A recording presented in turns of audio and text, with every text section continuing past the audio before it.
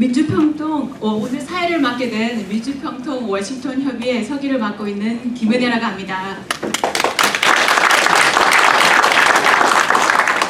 네, 일단 시작하기 전에 핸드폰 한번 체크 부탁드릴게요. 그래서 진동이나 묵념으로 무음으로 바꿔주시길 부탁드리겠습니다. 그럼 지금부터 백낙천 교수 초청 평화통일 공감 포럼을 시작하겠습니다. 우선 국민의례가 있겠습니다. 먼저 국기에 대한 경례가 있겠습니다. 모두 정면에 있는 국기를 향해 일어서 주시기 바랍니다. 국기에 대하여 경례.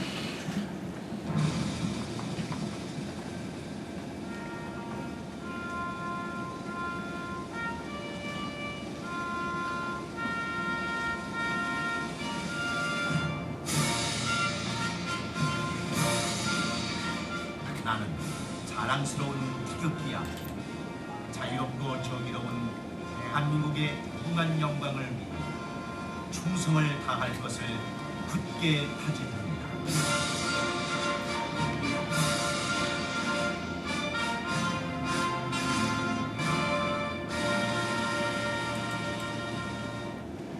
바로 다음은 애국가 제창이 있겠습니다. 애국가는 반주에 맞춰 1절만 부르겠습니다.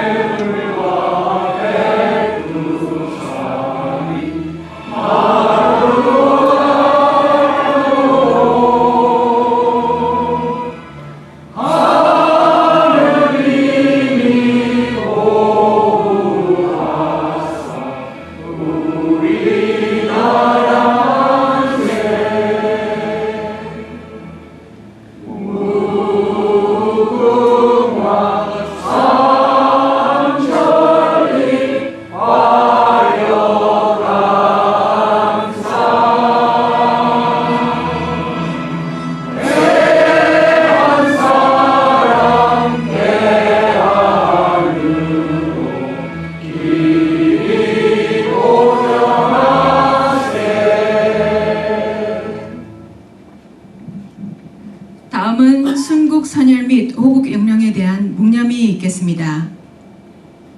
일동 묵념.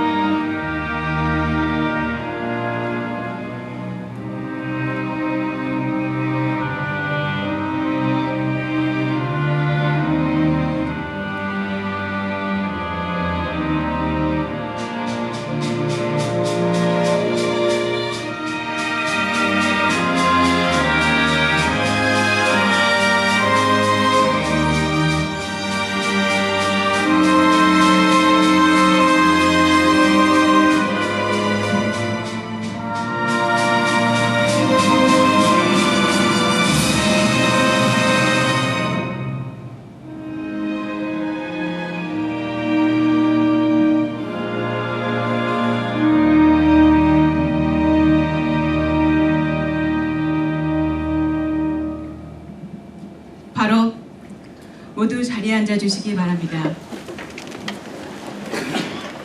백낙천 교수님을 모시기 전에 오늘 이 자리를 마련해 주신 민주평통 워싱턴 협의회 회장을 맡고 계신 윤흥로 회장님의 인사말이 있겠습니다.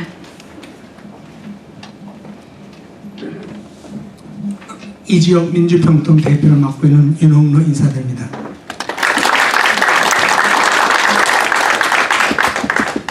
제가 지난 전 목요일 20일 날 척추 용접을 했습니다. 그 척추 1번부터 요추 2번까지 7개를 아주 용접을 했습니다. 옛날 같으면 한 병원에서 한 2달쯤 누워 있어야 되는데 3일 만에 걸어서 나오고 또 지금 이렇게 잘 움직이고 있습니다. 시대가 많이 바뀌었습니다. 그 전같이 우리가 그 냉전 시대 뭐 이런 시대를 따질 때가 아니고 세계 그 여러분들이 이제 그 나이가 60, 70 넘으신 분들은 경험을 하셨겠지만 그 2차 대전 때부터 시작해서 6.15를 거쳐서 세계와 지금 월남전을 통해서 중동전 이런 걸 통해서 가는 걸 보면은 엄청나게 우리가 좀 발전하고 있어요. 근데 우리는 거기에 보조를 맞춰서 따라가지 않으면 우리 19세기 말 청나라 우리 조선 그 열강에 그냥 밥이 돼가지고서는 형편없이 물어 뜯기고 이렇게 됐던 그 시절 다시 돌아갈 수가 있는 그러한 환경에 처해 있습니다. 지금도 각 그 미국에서는 미국 위주로 이제 유럽에서 유럽 위주로 그러면서 이제 다시 부과하고 있는 중국에서는 중국 위주로 이 세상이 이제 재편하려고 있는 상태에서 우리가 정신을 똑바로 차리지 않으면 남과 북이 제 허리를 용접하듯이 용접하지 않으면 다시 또 열강에 밥이 될 염려가 있습니다. 그래서 우리 형편이 이제 이런 상태에서 우리 중에서도 그래 가장 지식의 그 선구자시고 우리 지식인의 그 아이콘이신 우리 백낙천 교수님을 모시고 우리 운명에 대해서 우리가 좀 듣고 우리가 상현순이라는 길을 마련했습니다. 우리 백 교수님 제가 평소에 이렇게 늘 존경하고 계시던 분이고 제가 2007년에 그 평양의 6.15 남북 공동 행사 때 제가 워싱턴 대표로 가서 처음 뵀습니다. 그때부터 이제 그 아마 지식인들은 그 대한민국의 황석영 씨라든가 이영희 선생님이라든가 뭐 신경술이라든가 공정이라든가 그 소위 얘기하는 모든 문인들 중에서 앞서 가르치신 분들 이분들이 다 장비를 통해서 우리 백낙천 교수님이 그 만드신 장비를 통해서 다 이제 우리 나라의 그 어떤 거목들이 되셨죠. 그래서 우리 백낙천 교수님 모신 걸 굉장히 영광으로 생각하고 또 이 기회를 통해서 저도 눈이 한번 뜨이고 귀가 열리는 시간이 되기를 기대합니다. 여러분 참석해 주셔서 대단히 감사합니다.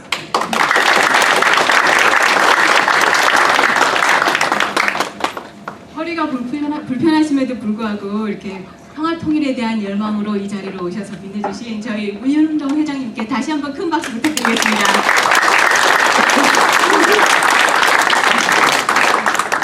다음은 김동기 총영사님의 축하 말씀이 있겠습니다. 안녕하십니까. 구스코에서 행사를 많이 하는데 이게 뒷줄부터 앞줄까지 꽉 찬 건 제가 오늘 처음 보는 것 같습니다. 백낙천 교수님이 얼마나 우리 동포들의 사랑을 받으시고 또 오늘 이 포럼에 대한 기대가 얼마나 큰지를 잘 말해주는 것 같습니다. 오늘 우리 시대의 귀한 지성인을 이렇게 모시고 함께 이야기를 나누게 된 것을 기쁘게 생각하고 영광스럽게 생각합니다. 이 자리를 마련하신 윤흥동 회장님께도 진심으로 감사의 말씀을 드립니다. 평통에서 우리가 약어로 평통이라고 하는데 평통에서 이렇게 행사를 준비했는데 제가 보니까 최근에 우리 백낙천 교수님께서 평화와 통일에 대한 담론도 주고받으시면서 우리 평통에 상당히 맞는 부합되는 이런 강연회가 아닌가 이렇게 생각됩니다. 우리가 동영상을 봤습니다마는 저는 한 7년 된 것 같은데요. 이게 금년 2월부터 지금까지 불과 7개월 사이에 굉장히 큰 변화들이 일어나고 있습니다. 윤흥동 회장님 말씀하셨듯이 이러한 시대적인 변화를 우리가 어떤 프레임으로 바라볼지 우리의 과거, 현재 또 현재 여기서부터 우리가 앞으로 어떻게 나아갈지를 우리 백낙천 교수님을 통해서 어떤 시각을 또 많이 전수받으면서 함께 고민하고 또 우리 앞으로 어떻게 행동할지 이런 데 대해서 많이 고민하는 그런 시간이 됐으면 좋겠습니다. 감사합니다.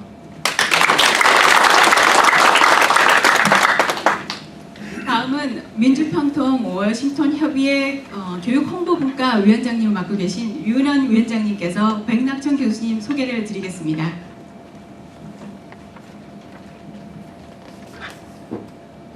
네, 안녕하십니까. 요즘 그 온라인 인터넷 위키피디아 것을 열어보면 제일 먼저 저희가 그 키워드로 보이는 것이 백자, 낙자, 청자 세 글자를 치면 대학 교수이면서 영문학자, 문학평론가이면서 사회운동가, 그리고 제가 하나 추가 한반도 통일운동가라고 추가를 해서 오늘 소개를 간략히 드리고자 합니다. 백낙천 교수님께서 원래 본가는 아버님께서는 평안도 분이신데요. 태어나시기는 1938년 대구에서 그 외갓집에서 태어나셨다고 합니다. 그래서 대구에서 고참 잘하시고 고등학교까지 교육을 받으시고 경기고등학교에 이제 거기 입학을 하시면서 졸업하고 바로 미국으로 유학하셔서 브라운 대학에서 영어 영문학과 독어도 공부를 하셨다고 하죠. 그 브라운 대학 졸업하실 때 그 최고 우수 학생으로 졸업을 하시고 있어서 졸업 학생 대표로 연설을 하셨다고 합니다. 굉장히 그 언어의 재능이 그 청소년기 때부터 뛰어나신 분으로 알고 있습니다. 예, 그리고 바로 그 하버드 대학에 들어가셔서 영문학 석사를 하시고 한국에 잠시 귀국을 하십니다. 본인이 자원에서 군대에 입대하기 위해서 지원하셨다 그러고요. 아이빌리그 나온 학생이 한국에 유학 갔던 학생이 되돌아와서 군대에 지원했다 이래서 그 당시에 신문에도 나왔다고 합니다. 그리고 시간이 좀 지나서 다시 하버드에 돌아가셔서 영문학 박사학위를 받으시고 그리고 철학 박사학위까지 받으셨습니다. 제가 그 교수님의 그 영문학 논문에 대해서 자세하게 나와 있지는 않는데 제목을 보니까 그 D.H. 로렌스라고 하는 작가에 대한 연구를 함으로 인해서 그 박사학위를 받으셨는데요. 여러분이 D.H. 로렌스 하면 우리가 너무나 잘 알고 영화로도 만들어졌던 그 차타르 부인의 사랑 그 작가이십니다. 영국에서 1885년에 태어나신 작가인데 제가 이 작가를 그 교수님께서 왜 연구를 하셨을까 잠깐 생각을 해보면 D.H. 로렌스가 그 차타르 부인의 사랑 마지막에 그 작품에서도 잘 나타나시 그 본인의 그 청소년기의 고뇌를 그 작품을 통해서 굉장히 잘 그 나타냈는데요. 이 D.H. 로렌스는 그 아버지가 그 당시 그 광부였다고 하십니다. 알다시피 1885년은 영국이 산업혁명을 다 완성하고 굉장히 성장이었고 겉으로는 굉장히 화려하면서 동시에 그 모든 그 매니팩처링 프로세스 그 기계로 물건을 만들 수 있는 시스템이 체계화되면서 그 모든 동력을 이용해서 영국은 세계 열강에서 흔히 우리가 얘기하는 땅땅 먹기를 하던 그런 시대였습니다. 그래서 1885년에 영국은 미얀마를 침공하게 되고 그리고 저희 한국 그 당시 저희 한국은 고종 22년이었습니다. 그래서 아시다시피 아까도 잠깐 말씀하셨지만 주번 열강의 그 강세 속에서 뭐 청이나 외나 러시아나 도대체 어느 쪽의 편을 들고 어느 쪽에 서야 우리한테 유리한지 주체 없이 굉장히 그 혼란기를 겪었던 시절이었는데요. 그래서 영국은 그때를 또 놓치지 않고 한국이 러시아에 너무 기대는 것 같고 또 러시아의 세력이 홍콩까지 혹시 남아에서 그 동남아시아를 차지하지 않을까 그런 우려 속에 저희 한국의 거문도까지 침범하는 그런 사건이 그 D.H. 로렌스가 태어난 1885년에 일어났습니다. 그 D.H. 로렌스에서 제가 굉장히 흥미있게 그 교수님께서 왜 그분의 그 D.H. 로렌스의 문학으로 그 박사 그 논문을 쓰셨을까 하고 저도 또 이제 나름 생각을 해보니 그 D.H. 로렌스 작품은 아까 그 차타르 부인의 사랑 말고도 그분은 차타르 부인의 사랑 말고 그분은 본인이 그 영국이 산업혁명을 겪고 나서 그 화려한 시기에 그 산업혁명에서 소외되었던 사람들, 근대화와 산업화에서 소외되었던 사람들, 그 민중의 삶을 그리고 그 민중의 삶으로 인해서 변화되고 겪어야 됐던 서민들의 애환과 변화 이런 세계를 굉장히 확장 외연해서 당신의 그 문학이라든가 그 시 속에 녹아내린 그런 작가입니다. 그래서 제가 이걸 보면서 우리 그 백낙천 교수님께서도 아마 그 부분에서 그 다음에 이제 교수 생활을 하시면서 창작과 비평 우리가 알고 있는 그 창작과 비평을 발행하시면서 이 부분에 굉장히 많이 서로 영향을 주고받지 않았을까 그런 생각을 해보게 됩니다. 네, 이 교수님은 지금 대학 교수 및 영문학자로서 아까 말씀드렸듯이 미국에서 1962년부터 공부하고 오신 다음에 서울대학교 강사를 시작해서 전문 강사, 교수까지 역임하시면서 무려 40여 년간 2003년 정년 퇴직하시기까지 40여 년간 교수로서 후학을 양성하시는데 전념하셨습니다.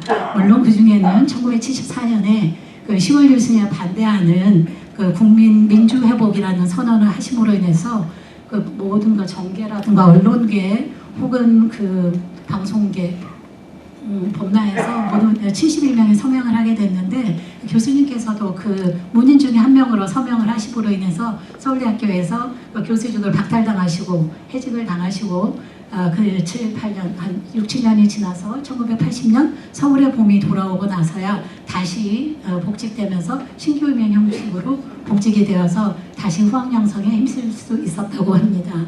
자, 교수님은 그렇게 해서 2003년도에 공식적으로 은퇴를 하셨지만 여전히 교수님은 그 하버드 대학교에서 하버드 대학에서는 명예교수를 하고 계시고 예, 됐습니다. 예, 그 다음에 또 하나의 그 큰 삶의 줄기는 그 문학평론가 및 사회운동가로서의 그 교수님의 삶이신데요. 여러분가 아시다시피 1966년에 그 개간지 창작과 비평을 발행하게 되십니다.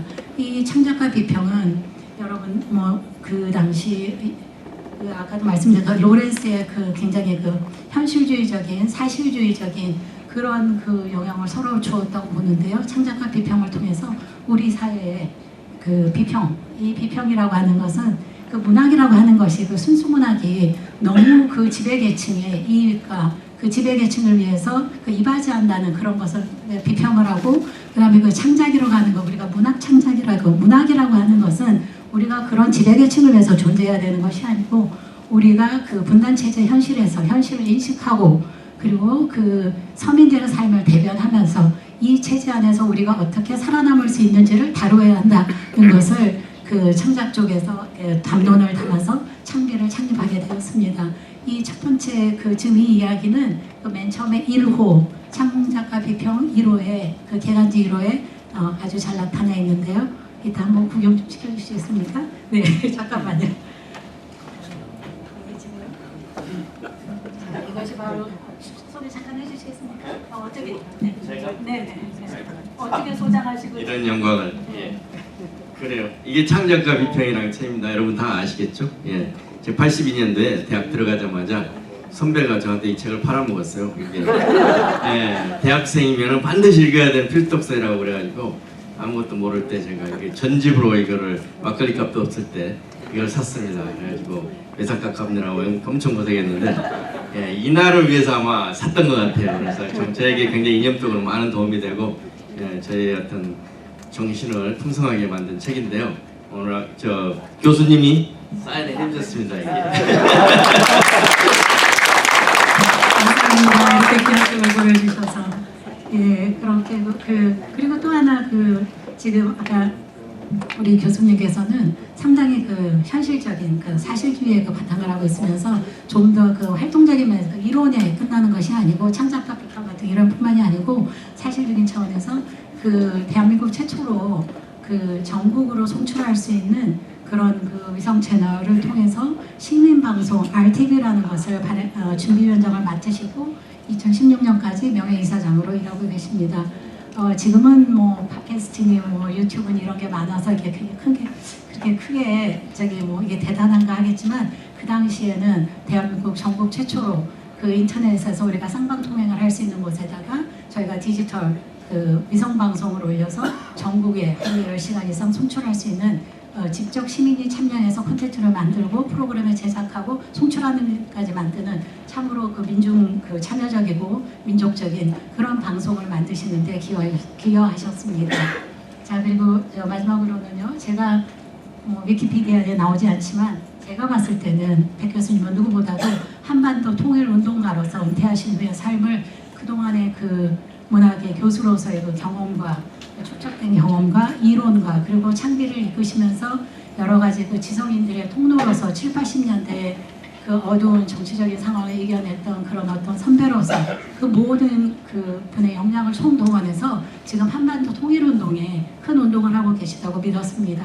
자 그래서 2005년 아시다시피 6.15 공동선언 남친위원장으로 참석을 하시게 되고요. 그리고 2009년에는 그 한반도 평화포럼이라는 것을 참석해서 좀 더 이 그 한반도 평화에 관한 이야기를 공적으로 같이 한번 나눠보면서 그 민중들에게 좀 더 다가가기로 하셨습니다.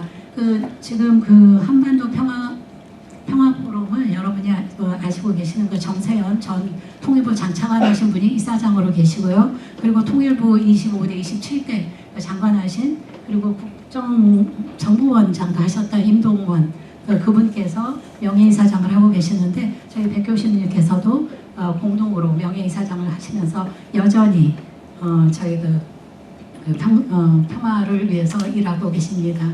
그리고 가장 최근에 2018년 여름날씨 제3차 남북 정상회담을 참가하셨습니다. 그리고 오늘에 이르러 2018년 9월 29일 오늘 저희 민주평통에 초청을 기꺼이 응해주시고 그동안의 삶과 그리고 앞으로 평화 새로운 미래에 대해서 어떤 비전을 가지고 계신지 저에게 말씀해 주시기 위해서 평화 포럼에 참석하게 되었습니다. 자, 마지막으로 잠깐 이번에 저서를 보면 크게 키워드를 보면 민족문화, 인간해방, 그리고 통일시대, 분단체제, 변혁 혹은 한반도식 체제 만들기, 변화 이런 여러 가지 저서에서 그런 키워드를 보면서 이분이 얼마나 평생을 한반도의 현실을 인식하고 그 현실 안에서 우리가 어떻게 민중들이 참여해서 한반도를 평화로 통일로 이끌 것인지를 일생을 바쳐서 지금 일하고 계신다는 것을 이 저서들을 통해서도 알 수 있다고 생각이 됩니다. 교수님, 제가 너무나 화려한 양력을 제가 간략하게 표현하기 너무나 부족하지만 마음에 들으셨으면 좋겠습니다. 그리고 우리 축하드립니다.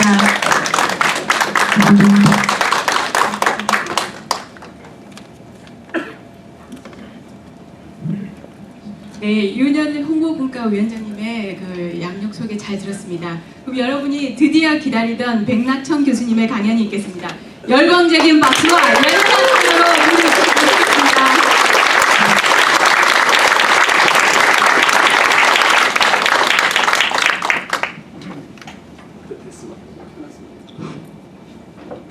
네, 여러분 반갑습니다. 제가 앉아서 말씀드릴게요.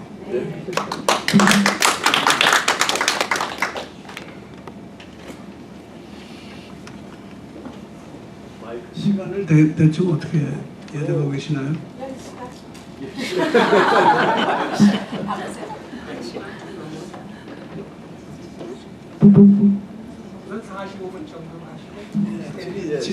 되도록 질의응답을 많이 할 수 있도록 제 말을 드리도록 하겠습니다. 먼저 이런 자리를 만들어 주신 워싱턴 지역 민주평통 워싱턴 지역 협의회 윤흥로 회장님을 비롯한 여러분께 감사드립니다. 그리고 토요일 저녁, 주말 저녁 다른 데 놀러 가시기 좋은 시간인데 일부러 이렇게 와주신 모든 분들께 감사 인사를 드립니다. 저는 통일운동, 민간 통일운동에 좀 관여하기도 했고 그러면서 북한을 몇 번 다녀왔습니다만은 전문적인 연구자도 아니고 또 전문적인 활동가도 아닙니다. 저 자신은 제가 문학평론가라고 문학평론도 사실 제대로 못했습니다만은 그렇게 생각하고 있는데 한 사람의 시민으로서 이 시대를 사는 시민으로서 우리 삶의 문제 특히 한반도 문제에 대해서 저 사람으로 생각하고자 그렇게 노력을 해오긴 했습니다.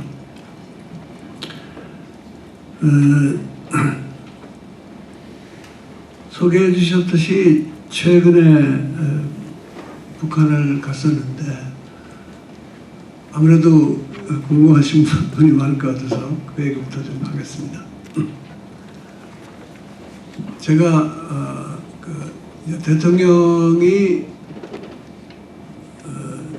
공식적으로 평양을 방문할 때 대개 특별 수행단이라는 인원을 데리고 가는데 이 사람들은 이제 공식 수행단원이 아니고요.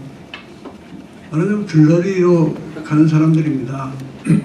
그리고 물론 가는 본인들도 영광스럽고 또 못 가는 사람들이 부러워하긴 합니다만은 정작 거기 가보면은 특별 수행단이라는 거는 공식 수행단하고 따로 돌아다니기 때문에 뭐가 일어나는지 잘 몰라요. 우리 한국에 계시는 분들은 특히 이번에는 생중계를 많이 했기 때문에 현장의 그 생생한 장면을 많이 보셨는데, 가령 우리는 순환공항에 내려서 곧바로 버스를 타고 먼저 호텔로 갔습니다. 그러니까 환영 행사 준비하고 있는, 대열하고 있는 분들을 봤고, 또 연도의 시민들의 환영을 받으면서 갔지만은 대통령이 비행기에서 내려서 김정은 위원장하고 포옹하고 그런 건 한참 지나서야 알게 됐습니다. 그리고 그 우리 일정이 또 공식 수행단하고는 따로 움직이는 일정들이 많습니다. 분야별로 움직이기도 하고. 그러니까 사실 특별 수행단 갔다 오면 완전히 깜깜이 걸리고, 평양에서, 근데 이번에는 평양 고려 호텔에 묵었는데 KBS하고 SBS하고 YTN이 객실에서 나오더군요. 그래서 이제 그거를 좀 보면은 아, 이런 일이 있었구나 하면서 뒤늦게 알게 되는데, 그것도 일정이 늦게 끝나고 또 아침 일찍 움직이고 하니까 뭐 많이 보지도 못하고 이제 그런 상황이었어요. 그렇긴 한데 이번 제가 2007년에 갔을 때 노무현 대통령 모시고 갔을 때에 비하면은 이번이 훨씬 더 두 분 정상을 가까이서 볼 수 있는 기회가 많았어요. 그게 이번에 일정 자체나 그 운영하는 방식이 그 전보다도 훨씬 더 좀 친근감을 주게, 두 분 정상이 훨씬 더 소탈하게 그 수행자를 대하고 그랬던 것 같습니다. 그 분위기가 그만큼 더 친근했다고 할까요? 부드러웠다고 그렇게 볼 수가 있겠습니다. 저 뭐 개인적으로는 그래서 가장 김정은 위원장하고 가까이 갔던 것은 둘째 날 옥류관에서 오찬을 할 때 누가 그랬는지 모르지만 저를 햇 테이블에 앉게 해줬어요. 근데 보니까 햇 테이블에 앉는 사람들은 이제 그때그때 이렇게 변화를 줘서 되도록 여러 사람들한테 혜택을 주려고 배려를 하신 것 같아요, 우리 정부 쪽에서. 그래서 첫날은 그 장관들하고 정당 대표가 저기 앉았는데, 둘째 날은 정치인들 빠지고 뭐 저라든가 임동원 저 공동명예 이사장입니다만은 임동원 이사장이라든가 중앙일보 홍석현 회장, 또 저기 차범근 감독, 여성으로서는 장상 전 이화여대 총장, 또 유홍준 교수, 이런 이들이 그러니까 그 6사람하고 이제 4분, 정상 4분 그렇게 앉았어요. 근데 김정은 위원장하고 저는 이렇게 좀 멀리 떨어져 있어가지고 김 위원장하고는 그저 한두 마디 주고받았지 대화를 많이 할 수는 없었고, 오히려 저는 주로 제 옆에 있던 김영철 위원장이라든가 그 옆에 앉아있던 우리 김정숙 교사님하고 대화를 많이 했는데, 그래도 근거리에서 이제 김정은 위원장이 얘기하고 웃고 하는 걸 볼 수가 있었죠. 사람들이 이제 제일 많이 묻는 게 김정은이 어떻느냐 뭐 이런 건데요. 그렇게 봤다고 해서 뭐 어떻게 알겠습니까? 그러나 일단의 인상은 우리가 그동안에 뭐 여러 가지 온갖 소리를 다 들었는데 굉장히 멀쩡한 조선의 젊은이다. 이런 느낌을 받았어요. 조금 아까 보신 그 영상에서 보더라도 그날 그 체조 경기장에서 5일 경기장에서 좀 15만의 평양 시민들을 놓고 발언하는데 아마 북의 최고 지도자가 일반 시민을 그런 그 많은 일반 시민들 앞에서 연설한다는 자체가 저는 처음이 아닌가 싶어요. 물론 이제 뭐 노동당 대회 같은 데서 그 인원은 많지만은 그건 당의 대표자들을 모아놓고 하는 거고. 그 무슨 저 행사날 할 때 어쩌다가 기념사 같은 걸 하죠.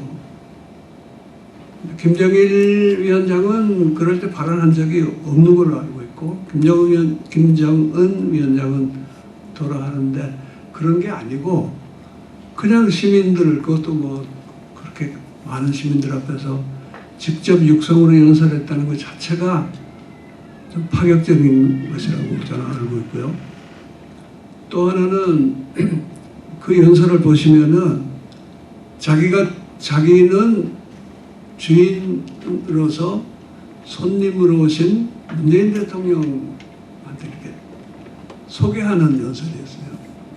그러니까 이제 서비스를 한 거죠. 최고 북에서는 거의 우상처럼 받드는 위원장이. 그런데 그런 자기를 문재인 대통령을 손님 대접하고 어른 대접하고 하는 그런 순간을 제가 여러 번 봤는데 꿈에서 한다기보다도 그냥 우리 한국 사람, 동양 사람들의 몸에 밴 그런 것이 보여서 우리 민족끼리 우리 한민족의 DNA를 다 공유하고 있구나 이런 느낌을 받았습니다. 이번 모임의 하이라이트, 이번 방문의 하이라이트는 제가 보기에는 역시 조금 아까 보신 그 장면하고 또 하나는 이제 백두산 천지에 가서 두 분이 친교를 나누는 그런 시간이었죠. 저 문재인 대통령 우선 한국의 대통령이 평양시민 쇼만 앞에서 연설을 한다는 것도 처음이고 그 앞에서 완전 김정은 위원장하고 자기하고 핵과 핵 위협이 없는 한반도를 만들겠다 하는 것을 확약했다는 것을 선포한 거 아닙니까? 그런 것도 굉장히 큰 정치적인 의미가 있다고 생각이 되고 백두산 천지 가서는 정말 참 두 분이 그 사이에 더 친해지셨는지 잘 어울렸고 또 이제 케이블카 타고서 천지 그 물가에 내려갔을 때는 우리도 따라 내려가가지고 사진도 찍고 아주 참 즐겁게 지내고 그 앞에서 두 분이 또 손잡고 올리고 그래서 제가 그걸 보면서 옆에 있는 분들한테 그랬어요. 야, 저건 제재에도 안 걸리지 않냐. 아니 무슨 전략 물품을 갖다 주면서 악수한 것도 아니고 맨입으로 서로 약속하고 선언하고 맨손을 들고 손잡고 이렇게 올리는데 미국 사람이 그걸 가지고서 제재 위반이라고 할 수도 없는 거 아니에요. 그런데 저는 미국에서는 그런 장면 보고서 약 올리는 사람들이 좀 있었을 것 같아요. 왜냐하면 제재에는 안 걸리지만은 사실은 제재를 할 때 의도는 우리가 오케이 할 때까지 너희 마음대로 저런 짓 하지 말라는 게 있지 않습니까? 항상 비핵화와 남북관계 같이 가야 된다 하고 강조를 했는데 미국이 바로 정상회담 직전에도 그런 얘기를 여러 사람이 했어요. 근데 원론적으로는 그 뭐 틀린 말은 아닙니다. 비핵화하고 남북관계 발전이 같이 가야죠. 같이 가야 되지만은 그 말의 속내는 비핵화는 이제 자기 미국이 주도해서 해결해야 할 문제니까 우리가 비핵화에서 진전이 됐다고 말하기 전까지는 남북관계 개선할 생각하지 말라 하는 얘기인데 문재인 대통령은 그 액면상으로는 옳은 말이니까 그 옳은 말이다 이러면서 그 속내는 못 들은 척하고 막 나간 거예요. 그리고 그렇게 나가겠다는 것을 8.15 경축사에서 이미 천명을 하셨습니다. 그러니까 저는 8.15 경축사 참 좋았지만 그 중에서 참 기억에 남는 대목이 남북관계의 발전은 비핵화 진전의 종속 변수가 아니라 부수 정확한 워딩 기억 안 납니다만은 종속 변수가 아니라 남북관계의 발전이야말로 비핵화를 추동하는 동력입니다. 이렇게 말씀하셨어요. 그러니까 우리가 잘 해야 하는 것이 오히려 비핵화, 북미관계 모든 것에 도움이 된다 하는 이제 원칙을 그날 천명을 했고 평양 가서는 그걸 실행에 옮긴 거죠. 미국이 너무 나간다 그럴지 모르지만은 좀 너무 나가면 어떠냐, 좀 나가겠다. 너무 나가는 게 당신들한테도 좋다. 이제 이렇게 나간 거고요. 실제로 그렇게 나가고 나니까 미국이 평양하고 협상 과정을 재개하지 않았습니까?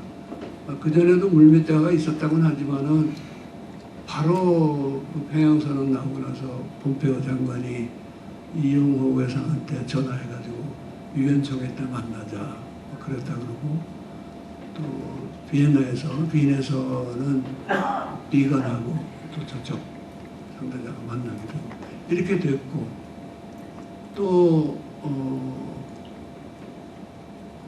그 과정에서 북으로부터 좀 더 진전된 제안을 받고 그걸 가져와서 트럼프 대통령한테 전달하니까 지금 2차 북미 정상회담을 하게 됐는데 저는 이게 그냥 우연히 그렇게 되는 게 아니고 미국하고 북한하고 둘이서 이걸 해결하라 그러면은 답이 안 나오게 돼 있다고 봅니다. 왜냐하면 그 싱가포르 회담에서 합의를 한 것은 북은 비핵화를 하고 미국은 거기에 상응하는 안전 담보라 그랬죠. 영어로 security guarantees를 제공하겠다 이렇게 약속을 했는데 그 실현 과정이 보통 복잡한 게 아니고 저는 그거를 구체적으로 이행할 동력이 미국 안에서 그렇게 많지가 않다고 봅니다. 한국이 앞장서 나가면서 끌어줘야지 뭔가 이루어지는 거지. 우선 미국은 트럼프 대통령이 그렇게 약속했음에도 불구하고 계속 얘기하는 게 완전한 비핵화 하기 전에는 제재 완화가 없다 그러는데 이거는 싱가포르 선언의 정신에 어긋나는 얘기라고 봅니다. 여러분 아시다시피 판문점 선언에도 그렇고 싱가포르 선언에도 그렇고 비핵화에 관한 합의는 제1조에 들어가지도 있지 않아요. 2조에도 아니고 저 밑에 들어가 있습니다. 판문점 선언의 제1조는 남북관계의 획기적인 개선과 발전 이렇게 되어 있고요. 싱가포르 선언의 제1조는 조미관계의 새로운 조미관계의 수립이라고 되어 있습니다. 그러니까 그것이 주된 목표이고 그거를 해나가려면은 핵없는 한반도 만드는 것도 중요하니까 그거는 하겠다 이렇게 되어 있는 건데 사실 이거는 기존의 그런 선언 나온 것 자체가 새로운 북미 관계의 시작이라고 봐요. 왜냐하면 그전에도 북미 간의 합의가 있었지만은 그때는 항상 북측이 뭐 핵 문제에 대해서 이러저러한 걸 하고 또 미국이나 다른 나라들은 이러저러한 조치를 한다. 아주 구체적인 방안을 내놓고 했는데 이게 신뢰가 없기 때문에 진전이 안 됐잖아요. 그때 뭐 누구 책임이냐 이런 걸 지금 따질 건 아니지만은 결국 중요한 거는 신뢰 구축이다. 신뢰를 먼저 만들어 놓고 거기에 따라서 이제 실행 방안을 서로 합의해서 나가면서 신뢰를 더 높여나가는 게 해결책이다라고 합의를 했는데 비핵화부터 먼저 하면은 제재 완화해주겠다. 그러면 그거는 신뢰를 깨는 행위가 되는 거죠. 그런데 트럼프 대통령이 이제 어떤 생각하는지 저는 자세히 모르겠고 미국 사람들도 얘기 들어보면은 그분이 무슨 생각하는지 다 모른다는 사람들이 엄청 많더군요.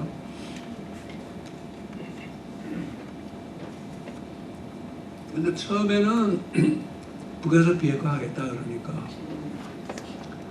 이제 내가 제재하고 하니까 손 들고 나오는가 보다 해가지고 만나서 일괄 타결하겠다고 큰 소리 쳤는데 이제 얼마 안 가서 바꿨죠 얘기가. 긴 과정이고 한 번에 해결 안 된다고 바꿨고 비핵화부터 먼저 해야지 뭐 해주겠다는 것도 지금은 그게 그냥 협상용의 발언이지 그렇게 들으라고 기대하는 것 같지는 않습니다. 그러니까 이제 지금은 비핵화를 위한 조치를 얼마만큼 했을 때 이쪽에서 안전담보 조치를 얼마만큼 해주느냐 하는 거 가지고 밀고 당기는 단계로 들어갔고 미국도 그 길밖에 없다는 것을 알기는 한 것 같아요. 근데 어쨌든 비핵화만 고집해가지고서 비핵화가 안 된다는 건 우리가 벌써 수십 년에 걸쳐서 경험을 통해서 알고 있는 것이고 그런데 문제는 북의 핵시설과 핵무기를 폐기하는 과정도 그렇게 간단치가 않지만은 그게 상응하는 체제 보장이라는 것도 참 이게 복잡한 문제가 아닐 수 없습니다. 완전한 비핵화라는 것은 힘들지만은 그게 가능한 일이지만은 세상에 완전한 체제 보장이라는 게 어디 있습니까? 그거는 역사에 그런 게 없잖아요. 그러니까 미국으로서 해줄 수 있는 보장이라는 거는 우선 쳐들어가지 않고 핵 위협 안 하고 또 정상적인 국교를 수립하고 평화협정하고 이런 것까지는 할 수 있는데 그럴 때 남는 문제가 하나는 미국이라는 나라가 어느 날 갑자기 정책을 바꾸면은 그거 말릴 사람이 누가 있습니까? 지금 이 현실에서 미국이 뭐 그야말로 유일한 초강대국인데 그럴 때 어떻게 하느냐 하는 문제가 하나 있고요. 그 다음에 또 하나는 북의 입장에서는 북측에서 그 말은 안 하지만은 남측의 존재가 사실 상당히 위협적인 존재죠. 지금 북이 개혁 개방해서 중국 또는 베트남 모델로 갈 거다 이렇게 예측하는 사람도 있고 또 가야 한다라고 주장하는 분도 있는데 소련이나 동구처럼 그 체제가 망하고 공산당이 권력을 상실하면서 경제 체제가 바뀌는 게 아니고 공산당이나 집권당의 권력을 유지하는 가운데 개혁하고 개방했다는 점에서는 중국이나 베트남 모델이 북한에도 맞을 것 같아요. 북한도 그 길을 가려고 할 것 같습니다. 근데 베트남과 중국 모델과 북이 처한 상황에 제일 큰 차이는 베트남은 미국하고 싸워서 이겨가지고 내쫓고 통일한 다음에 개혁개방한 거 아닙니까? 중국은 뭐 대만 문제가 있지만은 그거는 우리 분단 상황하고 전혀 성격이 다른 거고, 중국은 이미 1949년에 국공내전에서 승리해가지고 나라를 통일한 상태에서 미국하고 이제 국교를 하고 개혁개방을 한 거란 말이죠. 근데 북은 미국하고 국교 정상화를 한다 하더라도 통일이 안 된 상태고, 남쪽이 경제적으로 훨씬 강대한 나라이고, 그러니까 서로 설령 미국이 다시 쳐들어오거나 그런 일을 안 한다 하더라도 이걸 미국 안심하기가 힘든 거죠. 마음 놓고 개혁개방할 수가 없는 그런 상황입니다. 그래서 북에게 안전담보 또는 체제 보장을 해준다고 할 때, 물론 일차적으로 절대적으로 필요한 것은 미국과의 화해와 새로운 조미관계 수립이고, 부수적으로 중국이라든가 러시아라든가 뭐 일본까지도 그거를 이제 추가로 담보해주는 그게 필요하지만은, 나는 남과 북이 그냥 남남으로 헤어져서 사는 동안에는 그 담보만 가지고는 부족하고, 가령 미국의 동맹국인 한국과 미국과 평화협정을 맺은 북한이 완전 통일을 아니더라도 남북연합 정도, 아주 낮은 단계의 남북연합일 수도 있죠.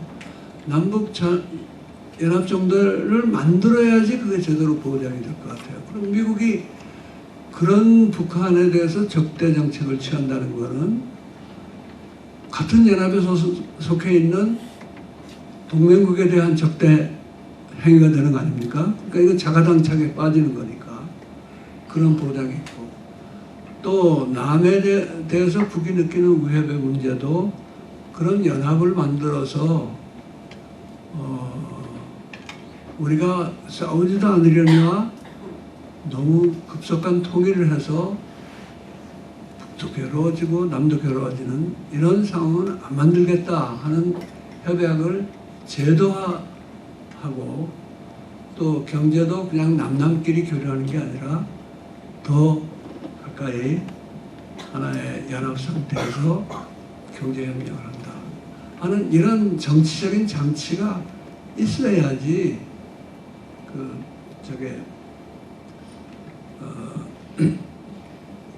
그야말로 북이 원하는 체제 보장이 완전한 체제 보장, 100% 체제 보장이라는 건 역사에 없는 거지만은 그래도 합리적으로 받아들일 만한 체제 보장이 가능하다는 겁니다. 근데 지금 그런 면에서도 왜 이 북미 관계가 진전해서 남북관계 발전이 오히려 추동력을 발휘하고 있는가 하는 걸 보면은, 지금 남북이 그걸 내놓고 표현을 안 합니다만 실질적으로는 지금 남북연합을 비슷한 걸 향해서 가고 있어요. 이게 가고 있기 때문에 북도 안심하고 미국하고 협상하고 양보할 수 있는 그런 것이 되어 있는 것이고, 미국은 더서 마음에 안 넣히더라도 따라오지 않을 수 없게 되는 이제 이런 상태가 되었다고 봅니다. 최근에 문 대통령이 와서 유엔에서 연설도 하고, 또 트럼프 대통령하고 다시 정상회담을 하고 하는 걸 보면서 많은 미국 사람들도 참 문재인 대통령이 외교술이 탁월하다, 트럼프를 참 잘 알고 잘 다루는 것 같다, 이런 얘기를 하더라고요. 근데 사실이 그렇긴 한데, 저는 그것이 문재인 대통령의 개인기의 문제만은 아닌 것 같아요. 사실 정치에서나 외교에서나 개인기로 말한다면은 문재인 대통령이 어디 김대중 대통령의 근처라도 가겠습니까? 어떤 한 사람은 프로고 한 사람은 아마추어 수준인데 지금 하는 거 보면은 이 양반이 프로고 김대중 대통령은 뭐 온갖 노력을 다해서 참 많은 걸 성취했지만은 뜻을 제대로 못 이루고 끝난 그런 꼴이 되지 않았습니까? 저는 그럼 그 차이가 어디서 오느냐? 그것은 우리 한국에서 시민들이 촛불 들고 일어나서 사회를 확 바꿔놨고 그야말로 촛불 혁명을 이루었고 그 결과로 문재인 정부가 탄생했고 또 이 탄생한 문재인 정부와 문재인 대통령이 스스로 나는 촛불 대통령이고 촛불 정부다 하는 것을 자임하고 있기 때문에 거기서 나오는 힘 때문에 외교 무대에 나가서도 그렇게 자신 있게 하고 또 트럼프가 함부로 못하고 아베한테 하는 거 보면은 아베가 일본이 한국보다 훨씬 강한 나라고 아베가 그동안에 트럼프하고 훨씬 더 친했잖아요. 근데 사실 이렇게 하는 거 보면 막 함부로 다루더라고요. 아베한테는. 앞에서 이번에도 뭐 아베하고 만나서 정상회담 한 도중에 김정은 친서 꺼내가지고 막 흔들고 그게 이제 그 사람이 원래 좀 예의가 없는 사람이라서 그런 것도 있지만은 일본은 우습게 보는 겁니다. 뭐 자기 그동안에 자기 하자는 대로 해왔고 한국도 이명박 박근혜 시대는 하자는 대로 해왔는데 이건 이제 지금의 대한민국은 그게 아니라는 거를 트럼프도 아는 거죠. 그리고 다르게 취급하려고 그러면 문재인 대통령이 그걸 또 감당할 수가 없습니다.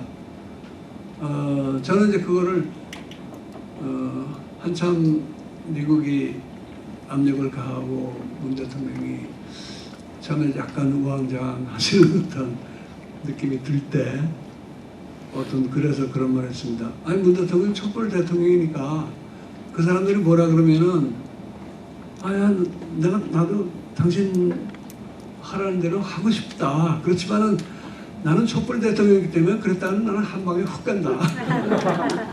이러면서 좀 개기시면 어떠냐.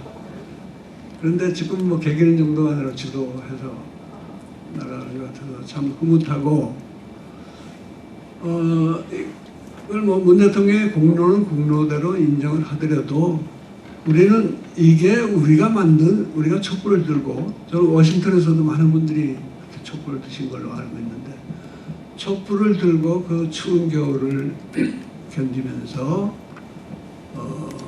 이 나라를 완전히 바꿔놓은 그런 결과다 하는 자부심을 갖고 또 그 촛불 혁명을 계속해 나가려는 그런 우리가 의지를 가져야 된다고 생각합니다.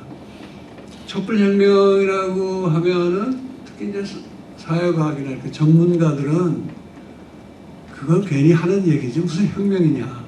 혁명이라 그러면은 러시아 혁명이나 아니면 프랑스 혁명처럼 좀 폭력적인 봉기도 있고 또 그 혁명 정부가 사람도 죽이고 그 재산가들의 재산을 박탈해가지고 나눠주고 이런 게 혁명이지. 더군다나 우리는 이번 촛불혁명이 그렇게 많은 사람들이 모이면서도 내내 평화적이었고 질서에 있었다 하는 걸 자랑 삼는데 어떤 학자들은 그게 바로 혁명이 아니라는 증거다 이렇게 말을 합니다. 근데 저는요 그런 식의 혁명 개념을 고집하면은 학자들이 앞으로 새로운 연구거리가 안 생길 것 같아요. 왜냐하면 지금 세계적인 추세가 그런 혁명이 점점 불가능해집니다. 다른 한편 평화혁명을 하기에는 점점 나은 여건들이 만들어지고 있어요. 하나는 뭐니 해도 이 세계 곳곳에서 인권의식이 높아지고 있으니까 사람들이 평화적으로 일어나서 정권 교체도 하고 성공한 사례들도 많고요. 또 하나는 정보통신 기술이 발달해가지고 특히 뭐 SNS 이런 걸 해가지고 독재자가 자기 나라에서 마음 놓고 이제 평화적인 시위하는 사람들을 진압을 하고 탄압하고 국내에서는 언론 통제를 하더라도 이게 세계에 금방 다 알려지게 돼 있어요. 실시간으로 알려집니다. 그러니까 평화혁명의 가능성이 점점 넓어지는데 우리 한국에서는 사실 3.1운동 때부터 우리가 평화혁명 학습을 해왔어요. 3.1운동이 결과적으로는 일제 무자비한 탄압으로 인해서 많은 피를 흘렸지만은 그 아무런 무장도 없는 사람들이 만세 부르는 운동 아닙니까? 만세 운동 아니었습니까? 그 이후에도 뭐 4.19도 그랬죠. 4.19도 경찰이 총을 쏴서 사람들이 죽은 거지만은 그 민주목으로 일어섰던 거고 6월 항쟁 때도 그랬습니다. 그때도 물론 뭐 짱돌 던지고 그런 건 했지만은 역시 평화적으로 군사 독재를 우리가 타도를 한 거죠. 그런데 이제 이런 오랜 학습 과정이 누적이 된 데다가 87년에 6월 항쟁에 이 완전한 민주화라고 하기에는 뭐 부족한 점도 많고 특히 분단체제라는 우리 한반도 전체의 질곡을 흔들어 놓긴 했지만은 그걸 벗어 던지지는 못했습니다.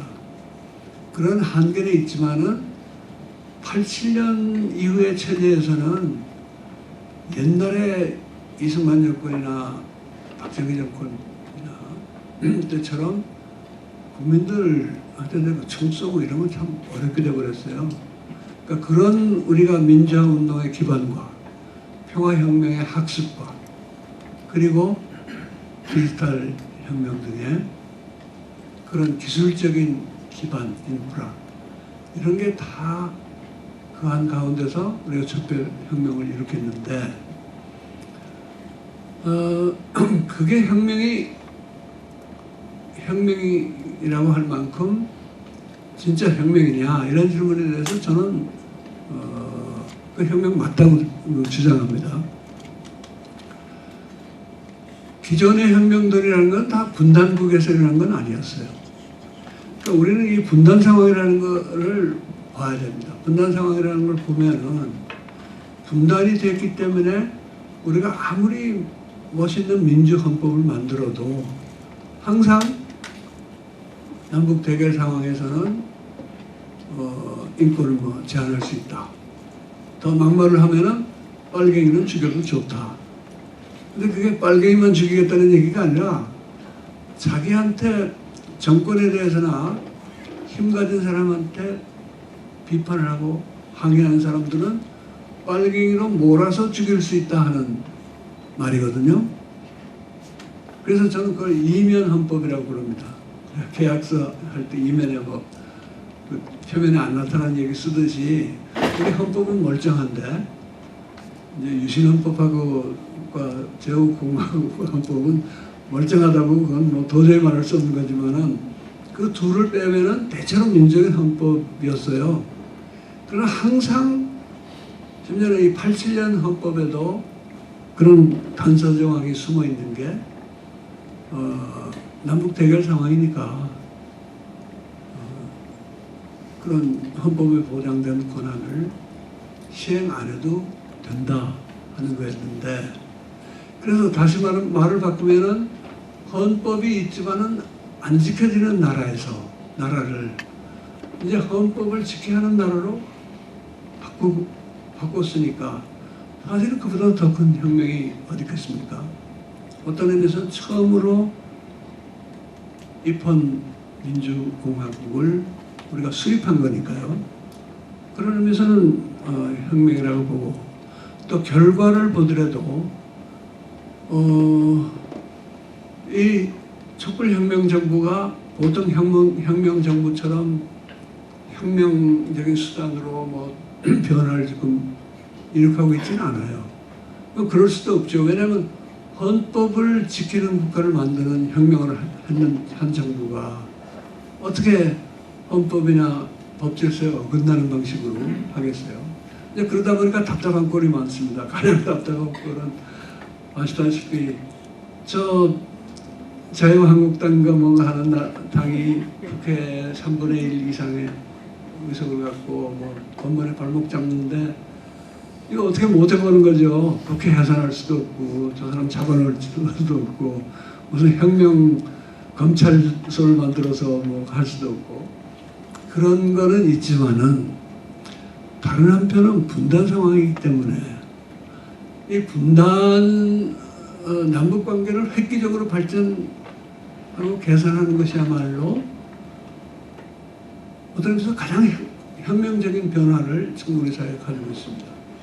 그래서 새누리당 지금 야당들이 뭐 야당 난리는 치지만은 옛날처럼 그런 그 임원 헌법을 동원해서 상대방을 무력화시키고 이런 짓을 못하게 만들었어요. 그러니까 그런 그 혁명적인 변화가 이루어지고 있기 때문에 저는 이것은 혁명이고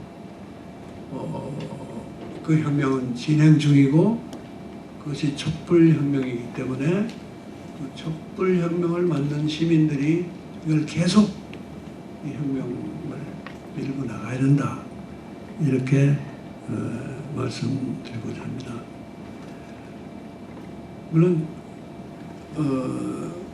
남북관계 개선이 촛불혁명에서 혁명 때 드러난 특별히 부각된 구호는 아니었어요. 그렇지만 우리 촛불 시민들이 그냥 뭐 박근혜만 몰아내고 옛날식으로 조금 낮게 살자 이건 아니었잖아요. 뭔가 근본적으로 새로운 사회, 안전하고 세월호도 있고 하니까 안전하고 정의롭고 공정하고 평화로운 사회를 원했기 때문에 그 촛불 정부가 국내에서 적폐청산하고 개혁하는 건 물론이고 남북관계를 기본적으로 해산하면서 안전한 한반도를 만들어 나가는 것은 너무나 당연한 일이고 지금 그런 일을 진행해 나가는데 뭐 앞으로 좀 앞으로 험난한 길이 있을 겁니다. 특히 이게 남북관계와 북미관계 아니 남북관계와 국내 문제라는 게 맞물려 있는 게 분단체제의 성격이기 때문에 또 국내 전선에서 정부가 계속 잘해야지. 그런데 지금 사실 경제 문제라든가 이런 데서 고전을 하고 있죠. 근데 경제는 남북관계가 잘 되면 물론 경제도 훨씬 좋아지겠지만은 당장의 효과가 나는 것은 아니고 경제는 경제대로 잘 운영을 해야 되는데 저는 여기서도 시민들이 할 일이 중요하다고 봐요. 경제를 관리하는 건 물론 전문적인 능력을 요합니다만은 이 전문가라는 사람들은 경제 문제를 또 따로 내놔가지고 기술 관료들이 매니징하는 문제로 그걸 국한을 시킵니다. 그래가지고 잘 안 되면은 뭐 괜히 계약한다 어쩐다면서 우리 말을 안 들으니까 경제가 안 들어간다 이렇게 되고 소위 보수 언론에서는 뭐 이제 그거 가지고 막 집중 공격을 하는데 그 프레임을 바꾸는 게 난 시민들의 역할이라고 봐요. 경제가 우리나라 경제가 안 된 것이 기본적으로 분단 상황인데다가 그 분단 상황으로 남한의 기득권 세력들이 그야말로 빨갱이는 죽여도 좋다 하면서 자기들의 특권을 너무나 많이 그걸 쌓아왔기 때문에 지금 경제에서 근본적으로 해결해야 할 문제들이 너무나 많고 그런 구조적인 내부의 구조적인 문제와 세계 정세 이런 것이 다 복합적으로 작용해서 우리 민생 문제도 생기는 거니까 민생 문제도 그런 큰 프레임 속에서 파악을 하면서 물론 관리는 또 전문적으로 잘해야 된다. 이렇게 말을 해야지 매번 뭐 고용률이 몇 프로에서 몇 프로 떨어졌다. 무슨 뭐 집값이 이번 달에는 뭐 얼마 올랐다. 그런데 정부에서는 뭐 이거를 기업하기 불편한 나라를 자꾸 만들어가지고 경제가 안 들어가고 있다. 이런 프레임에 갇히면은 사실은 그 싸움에서 이기기가 어렵게 되고 그렇게 되면은 촛불혁명의 동력이 떨어지고 촛불혁명이 떨어지면은 동력이 떨어지면은 남북관계, 북미관계를 추동하는 우리의 힘도 줄어들게 되니까 그야말로 남북관계에 대해서 북미관계에 대해서 또 국내의 여러 계획적인 과제에 대해서 항상 우리 시민들이 깨어있고 공부를 하고 그리고 힘과 지혜를 합쳐나가는 그런 노력이 필요하다는 것이 제 생각입니다. 예, 제 얘기는 여기서 마치겠습니다. 감사합니다.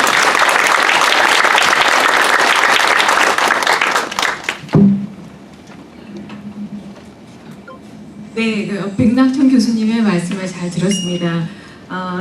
직접 얼마 전에 북한을 다녀오시면서 그 가까이서 본 경험과 또 그 촛불혁명을 일으킨 시민들의 힘 그리고 또 우리가 계속 이어나가야 할 숙제까지 주신 것 같아서 너무너무 좋은 말씀 잘 들었고요.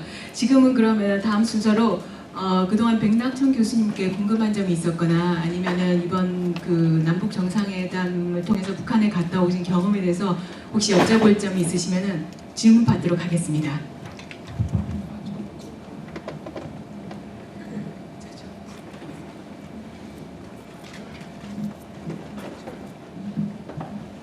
예, 안녕하세요. 평동 장원에 우리 윤 회장님 건강을 빕니다. 하루빨리 회복되기를. 그 다음에 평동 강사 재수님 요번에 행사를 준비하시느라고 수고하셨습니다. 예, 백교수님, 저는 버지니아 한인회입니다. 버지니아 한인회 회장 우자 태자 창자입니다. 18만 대표를 위해서 제가 한국의 제일 연령이 많으시고 역사에 산 정은의 82세로서 워싱턴을 방문한 것을 환영합니다. 지금 우리 동포 사회가 말이죠. 갑자기 촛불혁명이 있어가지고 4.17과 9.19 평양 공동성명이 있어가지고 동포들이 지금 굉장히 뭐라 할까요? 숙제의 답이 매일 없는데요. 이 답을 갖다가 좀 잘 풀어주시면 좋겠습니다. 왜 그랬느냐? 지금은 백 교수님은 80세입니다. 요즘 최근에 한반도의 안보 하는 사람들은 예편 장교, 변호사, 교수 60대, 70대입니다. 그러면은 오늘과 같이 평화통일은 한 분단 70년 동안에 우리가 여태까지 기다리고 있었던 겁니다. 특히나 동포사회 원로 대신 노인네들은 지금 거동이 불편한 사람들도 90 몇 세들의 아파트에 다 많습니다. 그분들은 그야말로 국가와 민족을 위해서 일하신 분입니다. 1993년도에 이 평화통일이라는 것이 그 당시에 통일 원장인 한완산 통일부 장관이 굉장히 주장을 했습니다. 그래서 그에 뭐가 문제점이 있었냐면은 오늘날까지 그 문제점을 갖다 해결하지 못했습니다. 그래서 제가 백 교수님한테 한 가지 질문해가 답을 좀 해주십시오.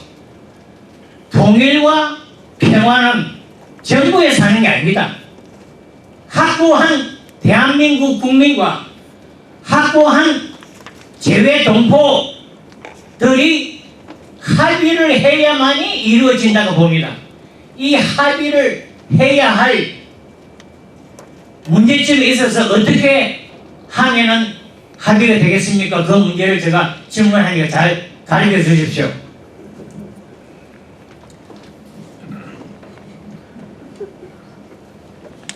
글쎄요.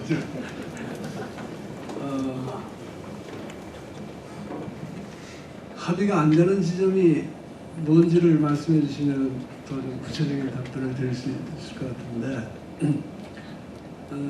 저는 이제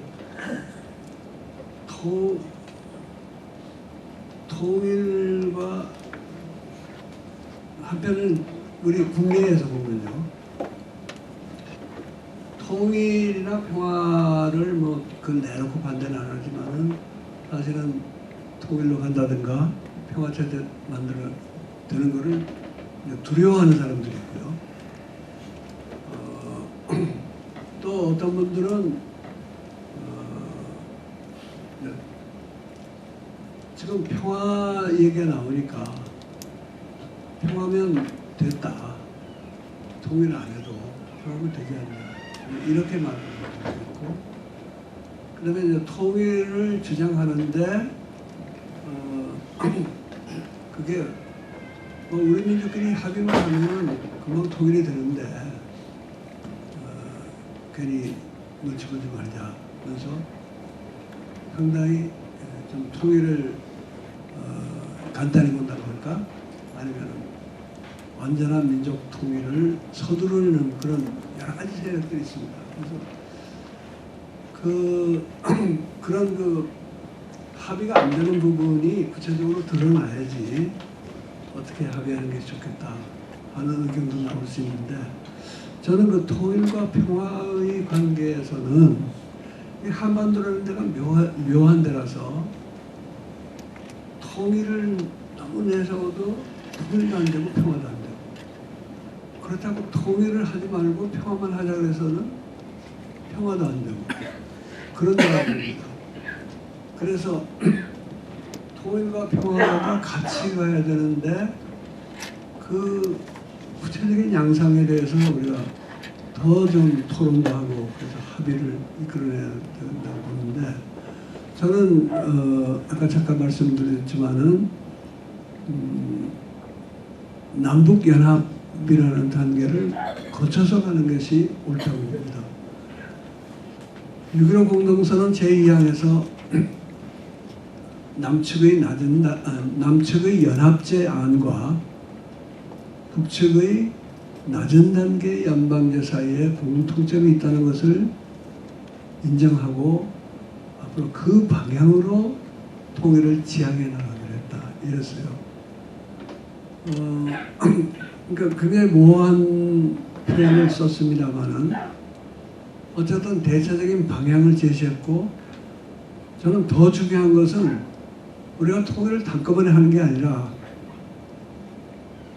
연합제가 됐든 낮은 단계 연방제가 됐든 그 선에서 한번 중간 단계를 거쳐서 다음 단계로 나간다 하는 단계적 통일에 합의한 거죠. 그 단계적 통일은 지금 이제까지 아무도 한 적이 없습니다. 그 근래 역사에서는 독일도 준비 기간은 좀 있었지만은 통일할 때는 단번에 해버렸고, 베트남도 전쟁은 오래 했지만은 통일할 때는 일회성 통일이었지 중간 단계 없었거든요. 근데 우리 한반도에서는 이미 2000년도에 그런 새로운 방안에 합의를 했어요. 그러니까 저는 첫째는 이 합의를 우리가 기억을 되살려가지고 앞으로 민족 국내에서라든가 또는 해외 동포들하고 합의의 지점을 넓혀 나가는 과정에서 6.15 공동선언 2항이 기본이 되어야 되지 않나 하는 게 제 생각이고요. 현실적으로는 연방제 중에서도 또 높은 단계, 낮은 단계가 있을 수 있는데, 연방제 중에서도 낮은 단계 연방제부터 시작하자 하는 게 제 생각입니다. 그리고 그 시작은 사실상 2007년에 14선언 때 시작이 됐어요. 조금 진행하다가 이게 스톱이 되고 거의 역행을 했는데, 이제 판문점 선언 이후로 그게 다시 진행되고 있습니다. 남북 연락 상황이 생겼죠. 정상들이 벌써 1년에 3번씩이나 만났죠. 김정은 위원장 서울 답방까지 이루어지면은 2018년에 4번 정상회담하거든요. 이건 동독 서독 간에서도 전례가 없는 일이고 우리도 그 전에는 못 보던 일이고 2차 회담 같은 거는 이미 남북연합이 되어 있는 상태에서 양측 지도자들이 아니 전화해서 지금 문제가 복잡하니까 전화해서 잠깐 만납시다 전화로. 그래서 좋습니다 만납시다. 그래가지고 만나는 거랑 모양새가 비슷했잖아요. 펌점에서 그냥 갑자기 만나가지고 몇 시간 얘기하고 헤어지고. 그래서 그 정상회담이 수시로 만나게 되는 것도 군사공동위원회 이번에 만들어지고 경제공동위원회 같은 거 또는 분야별 공동위원회 만들어지고 그러니까 이 연합기구들이 하나씩 만들어지고 있으니까 이게 어느 단계까지 축적이 되면은 저는 그게 사실상의 남북연합 낮은 단계의 남북연합이라고 보거든요. 그래서 그 합의 안 하는 분들한테 합의할 그런 합의하게 만드는 묘안은 저한테 없습니다만은 제가 개인적으로 제안하고 싶은 것은 이런 제가 생각하는 그러나 이미 6.15 공동선언에 두 장상이 합의했고 그것을 우리가 조금 더 실천적으로 발전시켜서 이렇게 낮은 단계부터 차근차근 하는 이 정도의 방안이라면 여러 의견이 다른 사람들이 합의해도 좋지 않겠냐 그 정도의 말씀을 드릴 수 있을 것 같습니다. 네, 교수님 말씀 잘 들었습니다. 그다음 다음 번호는 제가 메릴랜드 솔즈베리 대학교 남태현 교수님이 질문돼 있으신 걸로 알고 있는데 교수님 질문해 주셨어요? 예, 안녕하세요. 저는 남태현이라고 합니다. 저 선생님 오신다고 하고 해서 제가 너무 반가운 마음에 최장직 교수님과 선생님의 그 토론 아닌 토론을 제가 유심히 한번 읽어봤는데요. 거기에 대해서 제가 두 가지 질문을 안내해드리겠습니다. 사실 둘이 연관된 거긴 한데요. 선생님은 잘 아시겠지만 다른 분들은 잘 모르셔서 말씀을 드리면 최장직 교수님 같은 경우에는 굳이 통일을 가지 말고 평화적인 두 나라로 그냥 그 관계를 회복하고 평화롭게 살자라고 말씀을 하셨고 이제 거기에 대해서 백낙천 선생님께서 이제 비판을 하셨는데요. 예를 들어서 말씀하시기를 두 국가 체제로 가는 것을 이제 학자들의 탁상 공론이라고 이렇게 질책을 하셨고요. 그렇게 말씀하시는 근거에는 분단 체제가 오늘도 말씀하셨지만 남과 북의 각종 문제의 근원인데 이를 무시하고 그냥 넘어가는 거다 이렇게 말씀하셨고 그렇게 말씀을 하셨는데 제가 궁금한 거는 저도 그 분단이 많은 여러 문제의 근원임은 맞지만 또 사실 보면 다른 여러 가지 문제도 이유도 많지 않습니까? 그러니까 어떤 경우에는 분단보다도 더 큰 문제도 있는데요. 통일이 그 수많은 문제를 풀 수 있다는 선생님의 주장에 대해서 좀 더 자세히 더 말씀을 좀 해주셨으면 감사드리겠습니다. 또 한 가지는 거기에 연관돼서 아까도 말씀하셨지만 북한이 보는 그 남한 체제가 주는 위협을 지적을 하셨는데요. 그것을 극복하는 데서도 남북 연합으로 서로를 묶는 것이 필요하다고 말씀하셨습니다. 근데 그걸 또 거꾸로 돌이켜 생각을 해보면 그거를 그 북한에서 보는 남북 체제가 주는 위협을 다루는 방법은 남북 연합이 아니라 그 최장직 교수가 말했던 식으로 평화적이고 영구적인 분단일 수도 있지 않을까 하는 생각도 들었거든요. 그러면 북한이 이 사람들은 남한이 아무리 뛰어나고 아무리 우월해도 우리를 넘보지는 않겠구나 라는 어떤 거꾸로 그런 식의 어떤 마음의 안정이랄까요? 그런 식으로 주는 것도 하나의 방법일 수도 있겠다 거꾸로요. 이렇게 생각이 들어서 선생님이 어떻게 말하시는지 여쭤보겠습니다. 감사합니다. 네, 남태현 교수님 우리 국내에서 칼럼도 쓰신 것이라 잘 읽고 있고 또 창비에서 책도 내셔서 이 자리에서 이렇게 만나 뵈니까 정말 반갑습니다. 최장집 교수와의 토론 아닌 토론이라고 표현하셨는데 아주 정확한 표현입니다. 저는 제가 최장집 교수를 계속 비판할 만큼 잘난 사람도 아니고 그렇지만은 제가 보기에 좀 최 교수가 너무 나간다 싶을 때는 과거에도 비판을 했고 지금도 비판을 최근에도 했는데 이분은 국내 학자들하고 아니 외국 학자들도 그렇겠지만 누구하고 논쟁하는 경우가 거의 없어요. 특히 이제 나같이 사회과학도도 아니고 그런 사람들의 비판에는 별로 응답을 안 하십니다. 그러니까 토론 아닌 토론이 맞죠. 분단보다 더 큰 문제들이 많을 텐데 이게 통일만 하면 다 해결되느냐? 저는 통일만 하면 다 해결된다고 말한 적이 없어요. 최장집 교수 같은 분이 이제 나를 몰아세울 때 저 사람은 그러니까 되게 이렇게 구도를 통일이냐 평화냐, 통일만 하는 사람들은 민족주의적인 통일 주장자들이고 통일만 되면 매사가 다 해결된다는 사람들이다.